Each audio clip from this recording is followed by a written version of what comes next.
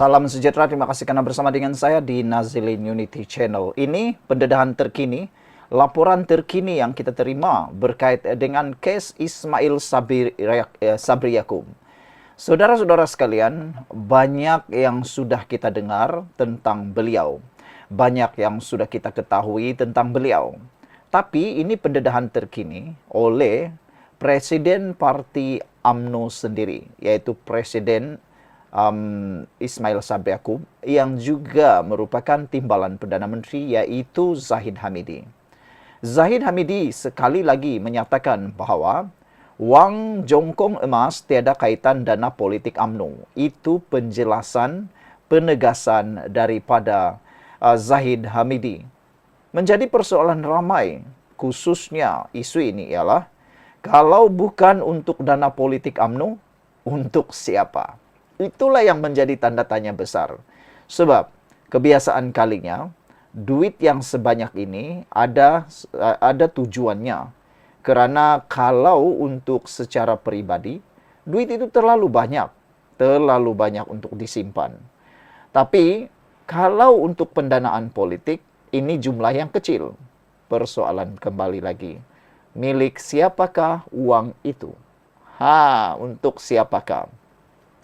UMNO sekali lagi menegaskan penemuan wang tunai dan jongkong emas dalam siasatan membabitkan bekas Perdana Menteri Ismail Sabri Yaakob tiada kaitan dengan parti itu. Sebelum kita teruskan, maafkan saya untuk berkongsi dengan Anda satu produk. Siapa yang ada kencing manis, gout dan tinggi darah, sila tekan bag produk ini. Harganya sekarang jauh lebih murah, berkesan dan sudah ada testimoni yang menyatakan mereka beli dan ada proses penyembuhan. Cepat beli sebelum harganya kembali semula kepada kembali asal. Sekarang ini ada harga promosi besar-besaran.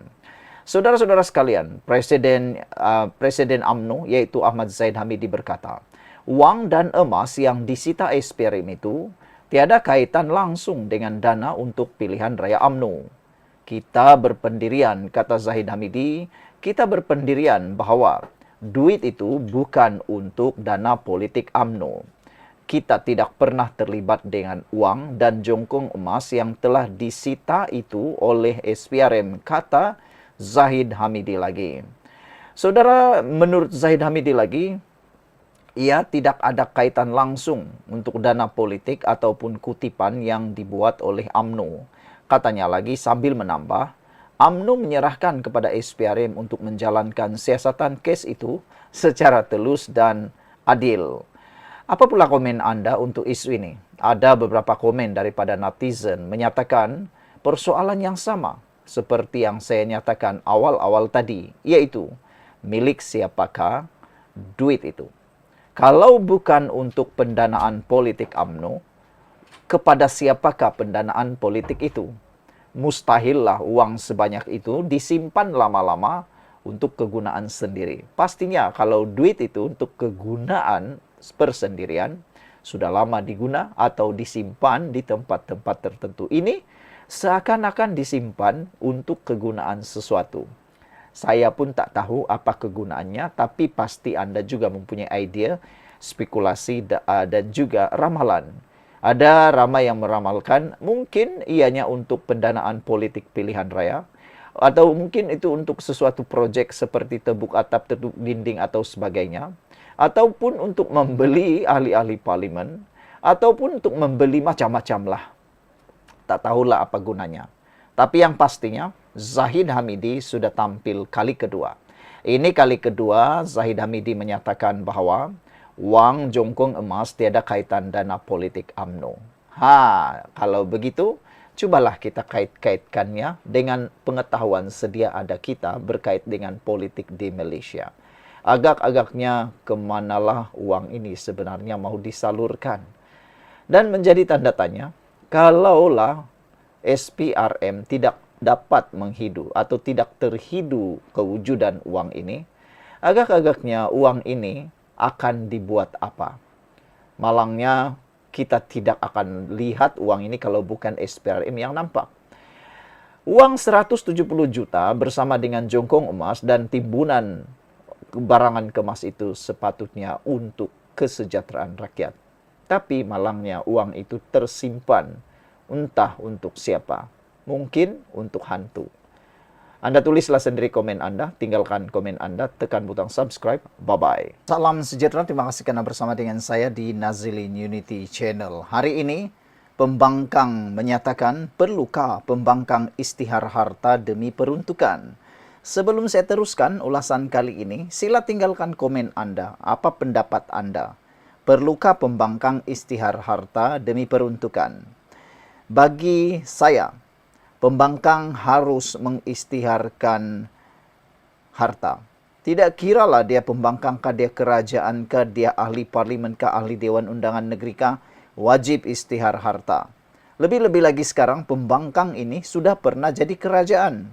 Jadi, kenapa pula mereka tidak perlu mengisytiharkan harta? Berkata seorang netizen di dalam ruangan komen di Malaysia kini, yaitu Tok Mudim, dia kata, kenapa nak takut isytihar harta? Ibu bapa budak sekolah pun lagi bagus daripada kamu. Sebab masih erti nak isytihar gaji kat sekolah untuk dapatkan RMT. Berani kerana benar, takut kerana terlibat rasuah. Itu sajalah alasannya. Mengapa mereka takut nak isytihar harta? Sebab mungkin takut kedapatan terlalu banyak duit. Ataukah mereka takut ada sesuatu yang akan terdedah? Mungkinkah mereka sebenarnya sembunyikan sesuatu? Benarlah kata Tok Mudim. Budak sekolah rendah atau ibu bapa di sekolah rendah, sekolah menengah, bahkan mereka perlu mengisytiharkan pendapatan mereka untuk mendapatkan sesuatu bantuan. Ini kan pula peruntukan parlimen. Dan itulah pepatah Melayu kata, berani kerana benar, takut kerana salah. Atau yang terkini, takut kerana terlibat rasuah. Saudara, hari ini kita dikejutkan dengan pendedahan. Perlukah pembangkang isytihar harta demi peruntukan? Bersatu hari ini menyenaraikan 4 alasan mengapa ahli parlimen pembangkang, khususnya Perikatan Nasional, menolak memorandum persefahaman MOU untuk mendapatkan peruntukan daripada kerajaan. Tetapi rata-rata netizen menyatakan bahawa sebab utama yang hanya boleh dilihat, boleh diketahui oleh para penyokong kerajaan ialah pembangkang sengaja tidak mahu ambil atau menyetujui MOU itu kerana mereka ada niat, ada rancangan lebih licik daripada apa yang kita tahu, kata mereka. Selain mendakwa MOU itu menyekat kebebasan bersuara, Bersatu juga mempertikaikan dokumen tersebut yang meminta ahli parlimen pembangkang mengisytiharkan harta. Lihatlah, hanya kerana mau mengisytiharkan harta, mereka tidak sanggup mendedahkan harta mereka. Kalau mereka jadi kerajaan nanti, adakah mereka juga akan sanggup mengisytiharkan harta? Sedangkan mereka pembangkang pun tidak mahu mengisytiharkan harta. Jangan-jangan nanti bila jadi kerajaan, bila ada kuasa, lagilah mereka tidak akan mengisytiharkan harta. Ketua Penerangan Bersatu Tun Faisal Ismail Aziz berkata, tiada keperluan ahli parlimen pembangkang untuk mengisytiharkan harta kerana mereka tidak terbabit secara langsung dalam kerajaan. Kata Tun Faisal, pada prinsipnya hanya seorang yang berada dalam kerajaan wajib mengisytiharkan harta dan ia memang menjadi amalan sebelum ini, sama ada ketika BN atau PN menjadi kerajaan. Itulah masalahnya dulu. Waktu BN, masa PN menjadi kerajaan, mereka tak berani perkuatkasakan sepenuhnya pengisytiharan harta. Apa jadi? Terlalu banyak penyelewengan, terlalu banyak sakau duit sini sana. Jadi itu sebabnya kerajaan yang ada sekarang ini, Pakatan Harapan, mahu buat kelainan ataupun reformasi baru. Itulah, orang buat reformasi dia kata reformati. Orang tak buat reformasi dia kata reformati. Mana satu yang dia mahu? Anwar Ibrahim melalui Pakatan Harapan mahu semua ahli parlimen mengisytiharkan harta sama ada kerajaan atau pembangkang. Itulah reformasinya. Tapi lihatlah betapa kejinya dan liciknya pembangkang hari ini. Namun tambah Tun Faisal, tiada keperluan untuk ahli parlimen pembangkang mengisytiharkan harta kerana mereka secara tidak langsung mereka tidak terlibat secara langsung dalam peruntukan kerajaan seperti anggota kabinet dan ahli parlimen yang memegang jawatan dalam agensi atau syarikat berkaitan kerajaan. Yang ini orang biasa pun dapat fikir, orang kampung, nenek, atuk, paci, maci, uncle, auntie, boleh fikir secara logik. Boleh fikir, semua orang kena isytihar harta. Apakan pula ahli parlimen? Sedangkan orang-orang yang bekerja kecil-kecilan, yang bekerja di luar pun kena isytihar harta, kenapa pula tidak? LHDN mau isytihar harta, kita kena isytihar harta. Kenapa pula pembangkang tidak boleh? Mereka juga sebahagian daripada ahli pentadbiran yang ada di Malaysia, walaupun mereka bukanlah kerajaan.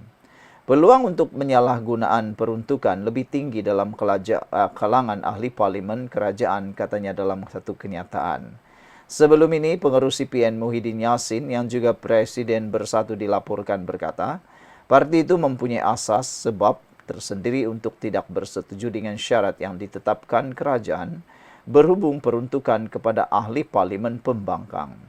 Menurut Muhyiddin, syarat yang ditetapkan dalam MOU itu adalah terlalu luar biasa dan ketat, seolah-olah terpaksa menyerahkan segala-galanya kepada kerajaan demi peruntukan antara 200,000 hingga 300,000. Jelasnya, Perikatan Nasional sudah membaca kenyataan timbalan Perdana Menteri Fadillah Yusof berhubung status ahli parlimen Muar Syed Saddiq Syed Abdul Rahman yang dikatakan bakal menerima peruntukan. Tun Faisal berkata peruntukan kepada seorang ahli parlimen pembangkang tidak sepatutnya bergantung kepada sebarang perjanjian atau MOU, sebaliknya perlu diagihkan secara adil dan telus.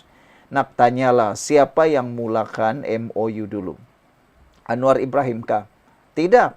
Kerajaan Gabungan Barisan Nasional Perikatan Nasional lah yang memulakan MOU itu. Tapi sekarang Perikatan Nasional pula menuntut hal tersebut. Pelik tapi benar. Tapi itulah kenyataannya. Mereka yang mulakan, mereka pula salahkan orang. Sekarang Anwar Ibrahim hanya meneruskan MOU tersebut untuk menstabilkan Malaysia. Kalau tiada langkah Sheraton, tiada tebuk atap, tiada pengalaman meruntuhkan kerajaan di tengah penggal, saya pasti MOU ini tidak akan pernah muncul. Tapi salahkanlah diri sendiri, terutamanya Perikatan Nasional yang khianat menyebabkan kerajaan tumbang di tengah jalan melalui rancangan-rancangan yang licik. Dan akhirnya sekarang lihatlah, terpaksa buat MOU yang kamu sendiri yang mulakan, kata para penyokong Anwar Ibrahim. Katanya kerajaan sekarang juga bukan bersifat minoriti atau memiliki kelebihan tipis sehingga memerlukan perjanjian atau persefahaman sebelum menyalurkan peruntukan. Yang ini pun Tun Faisal kena tahu. Anwar Ibrahim seringkali diacah dengan katanya mereka cukup jumlah. Mereka cukup jumlah walaupun 2/3 sudah dimiliki oleh Anwar Ibrahim. Apa kata Taqiyuddin atau Hamzah Zainuddin? Dia kata 2/3 itu hanya cukup-cukup makan. Tanyalah sendiri kepada Hamzah Zainuddin. Sekian dulu untuk kali ini. Jangan lupa tinggalkan komen Anda, tekan butang subscribe. Bye-bye.